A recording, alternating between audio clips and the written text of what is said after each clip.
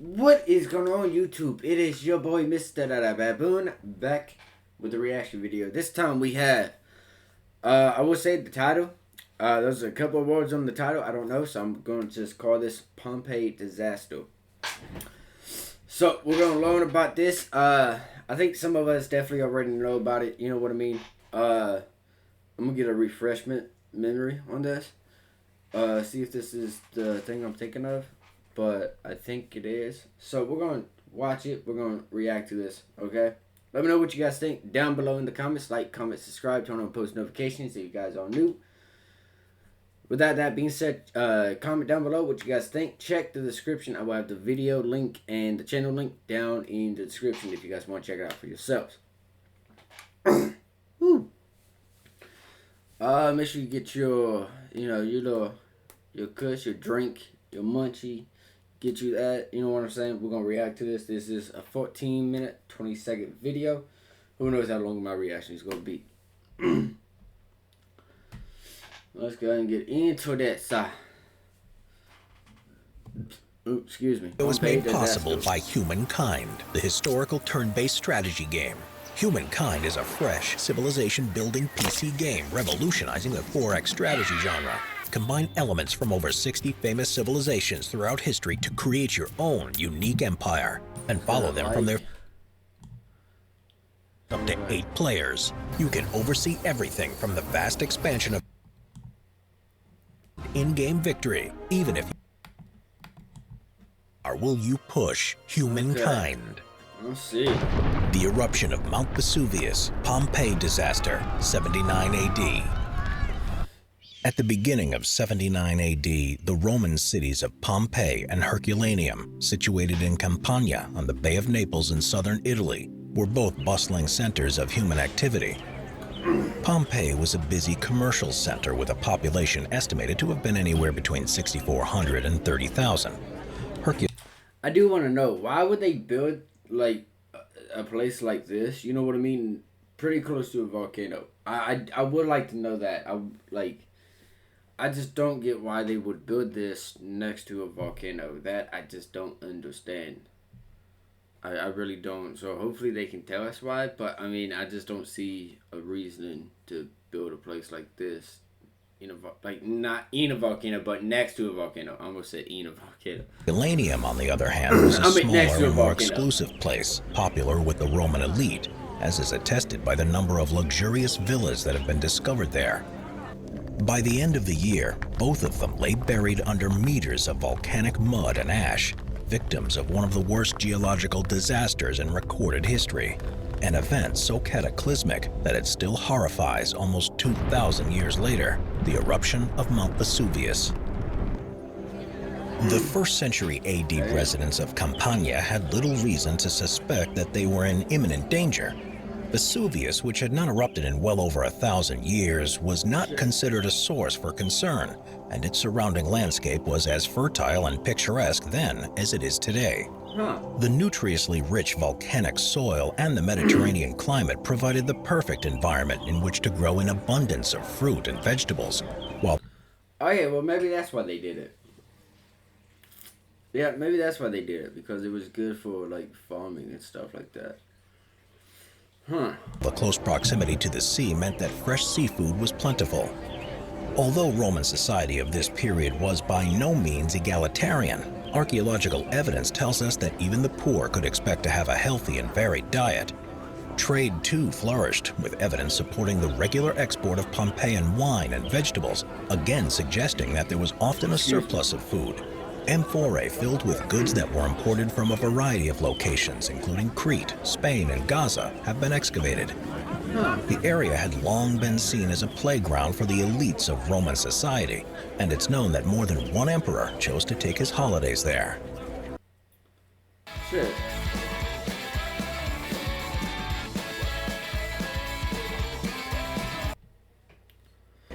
Vesuvius... Really fast. I know you guys ain't gonna be able to see on my laptop screen or anything like that, but I'm gonna search up some Pompeii really fast and see kind of what it looks like right now and stuff like that. Okay, so give me a second. Just a second, okay? I know it's gonna make the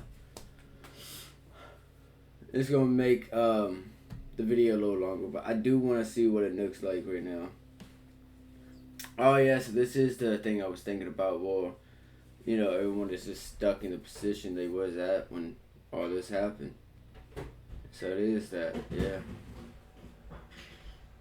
Damn. I mean, that was just a really disaster. Like, I mean, it was just a major disaster, you know? Like, I mean, plus these guys suffered. Like, I mean, you know, like, I mean, they suffered. So, I mean, like, it was a terrible way to go out. Terrible way to go out.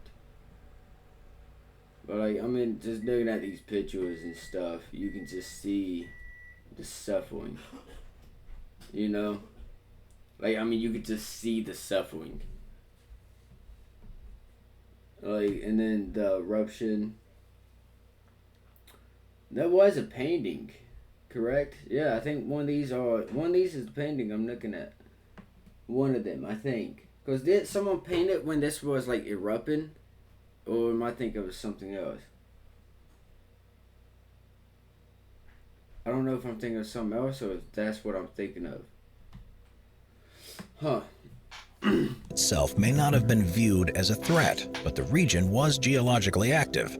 A large earthquake that occurred in either 62 or 63 AD did significant damage to the buildings of Pompeii, so much so that it's possible that restoration work was still underway in 79 AD. There was no way that the Romans could have known it, but this was almost certainly a precursor to the coming eruption. Smaller tremors occurred regularly and were seen as an inconvenient but minor irritation of daily life, even as they began to increase in frequency. So that was the just precise the date of the eruption is now contested, but a combination of archaeological and geological evidence gives us a window into how the events unfolded. Remarkably, an eyewitness account has also survived in the form of 2 letters written 25 years after the event by Pliny the Younger, a Roman writer and official, to his friend the historian Tacitus. The dates traditionally ascribed to the eruption, the 24th and 25th of August, were taken from a medieval copy of one of Pliny's letters. However, recent archaeological discoveries, including ancient graffiti, coins, and the remains of pomegranates and walnuts, both of which would have been harvested in the autumn, suggest it occurred as late as October. In whichever month it took place, we know that the day of the eruption broke much like any other. Pliny, who was at the time living with his mother and uncle, Pliny the Elder, at Misenum, approximately 30 kilometers from the volcano, tells us that a little after midday, a large dark cloud shaped like a pine tree was seen rising above one of the nearby mountains. Pliny the Elder, who was at the time the commander of the imperial fleet, but is perhaps best known to history for his writings on the natural world, made plans to take a vessel across the bay to investigate the phenomenon. His mission took on a rather more urgent nature when, as he was preparing to set out, he received a message from a friend living at Stabiae, close to Pompeii, begging for assistance. According to Pliny the Younger, several Roman warships then took to the water to mount a rescue mission, not only for his uncle's friend, but also for the refugees attempting to escape from the settlements along the bay. As the ships got closer to the volcanic cinders, which grew thicker and hotter, along with pumice stones and black pieces of burning rock, it rained down on them, and they were in danger of being run aground by the sudden retreat of the sea. When his ship's pilot advised turning back, Pliny the Elder refused to do so, allegedly proclaiming that fortune favors the brave. Unfortunately, in this case, he was incorrect. It's not known how many people, if any, were saved by the actions of the fleet, but we do know that Pliny the Elder perished in the attempt. The dark, pine tree-shaped cloud was in fact a convective column of ash, rocks, pumice, water vapor, and toxic gases that would eventually rise to more than 30 kilometers in height. Southeasterly winds pushed the column towards Pompeii, blocking out the sun and plunging the doomed city into darkness so complete that Pliny describes it as if the lamp had gone out. This was just a disaster. It's just... like I said earlier, these guys suffered, in a dark room. Within a few hours, the buildings of Pompeii and those residents who had not yet fled were being bombarded by ash, pumice, and other... Like, no one wants to go out this way. No one wants to go out this way. Forms of volcanic debris. Throughout this stage of the eruption, Herculaneum, which lay to the west of the mountain, was spared, although its inhabitants would have been more than aware of what was going on. The relative lack of human remains that have been discovered there suggests that many people were able to evacuate during the early stages of the eruption. It was long believed that very few people had perished in Herculaneum. This view changed in the early 1980s, however, with the grisly discovery of the extremely well-preserved skeletons of refugees who had taken shelter in several boathouses along the shoreline. The remains of more than 300 individuals have now been identified, and excavations are still going on. Over the course of that day, ash and pumice accumulated in Pompeii at up to 15 centimeters per hour, and after several hours, the weight was such that the roofs of the buildings began to collapse. By midnight, the first stage of the eruption, which had seen the formation of the immense column that still towered above Vesuvius, was coming to an end. This first phase has been what scientists now refer to as a Plinian eruption, so named because Pliny provided the first scientific description of one. As the column began to lose its upward momentum, it began to collapse, triggering the first of several pyroclastic flows. These were dense clouds of toxic gases and volcanic matter that reached temperatures of up to 900 degrees Celsius and sped down the mountain at hundreds of miles per hour, collecting debris and annihilating every living thing in their paths. Over the next few hours, 7 of these surges would occur, the first of which spared Pompeii but devastated Herculaneum, killing all those who remained. Pompeii survived the night, but at around 6:30 a.m. it was struck by the 4th surge and buried up to its rooftops. Pliny's account finishes shortly after this with a description of his flight from Misenum and the aftermath of the eruption.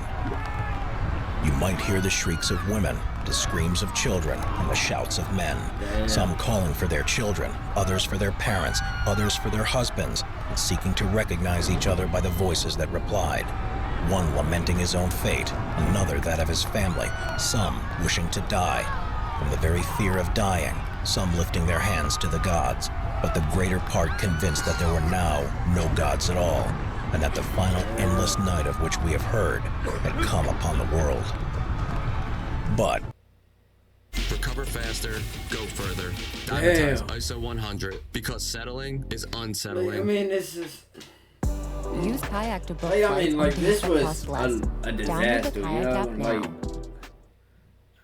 Like, the night did end. When the sun finally emerged emerged from the darkness, it shone down on a world that looked very different. At last, this dreadful darkness was dissipated by degrees, like a cloud or smoke. The real day returned, and even the sun shone out, though with a lurid light, like when an eclipse is coming on. Every object that presented itself to our eyes, which were extremely weakened, seemed changed, being covered deep with ashes, as if with snow. Both Pompeii and Herculaneum were submerged, as were several other settlements. The shoreline around the Bay of Naples had been significantly and permanently altered, and everything was covered in a thick layer of ash. Modern analysis tells us that the eruption may have continued on a reduced scale for several days or even weeks, and that there may have been as many as 20 further surges. It's impossible to determine precisely how many people were killed, but the number is certainly in the thousands. So far, archaeologists have discovered the remains of more than 1,400 individuals who can safely be identified as victims of the eruption, including the skeletons at Herculaneum.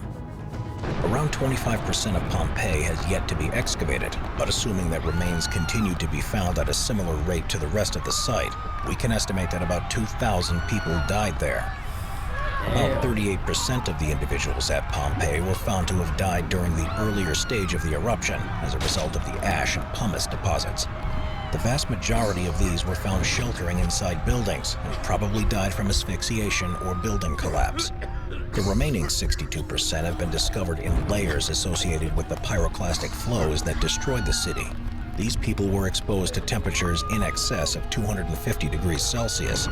This is hot enough that the thermal shock would have killed them in a fraction of a second. As the volcanic deposits hardened over the bodies of the dead and their organic matter decomposed, hollows were created within the layers, from which modern archaeologists are able to create detailed plaster casts of the ancient Pompeians. the contorted postures of which are the result of sudden heat-induced contraction of the muscles rather than prolonged agony. The story at Herculaneum was somewhat different. The city was closer to Vesuvius than Pompeii, and as such the pyroclastic flows were much hotter when they reached it. Precisely how the people died there is still being debated, but one theory has it that the intense heat would have instantaneously boiled their blood and brains and vaporized soft tissues. In the case of one victim who was found above ground, the temperature was hot enough to turn at least some of his brain matter to glass. In the immediate aftermath of the disaster, some attempt was made by Rome to provide aid to the citizens of Campania. Emperor Titus visited the region and granted large donations from the imperial treasury. The following year, 2 former consuls were ordered to the region to oversee the relief effort. Despite these attempts, Pompeii and Herculaneum were beyond saving. But contrary to what is commonly believed, neither city was entirely forgotten. At Pompeii, we have clear evidence of people returning to the city in the form of precarious tunnels carved through the ash. Whether these were the actions of the original owners or of opportunistic looters is impossible to determine.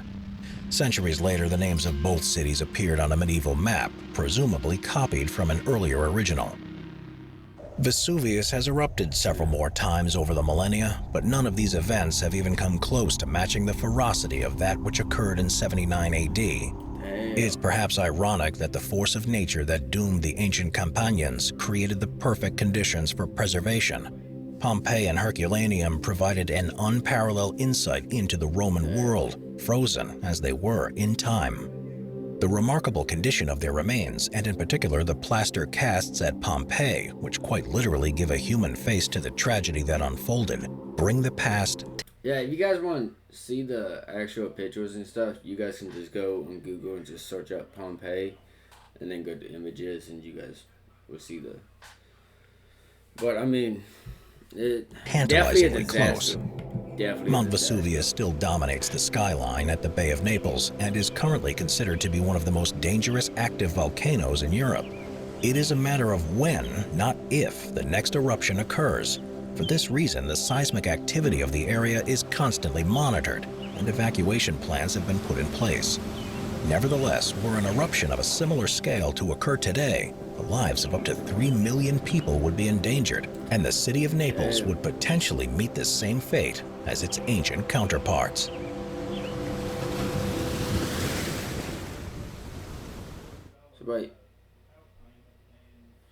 So how come we got a place next to a volcano too? Like, I don't know.